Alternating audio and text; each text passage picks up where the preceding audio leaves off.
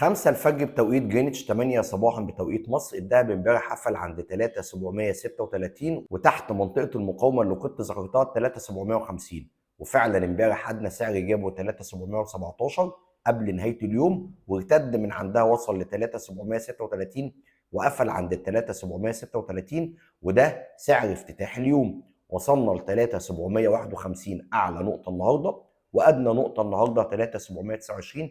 يعني احنا شغالين في النطاق العرضي ما بين 3725 و 3750 كمنطقه مقاومه، و 3725 منطقه دعم.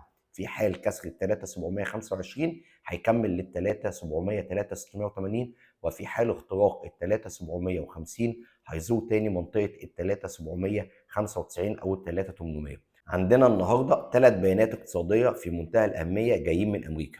رقم 1 معدلات الشكاوى من البطالة، رقم 2 الناتج المحلي الإجمالي، رقم 3 مبيعات المنازل القائمة. هعمل فيديو تحديث بعد البيانات دي واشوف تأثيرها على الدولار وعلى الذهب.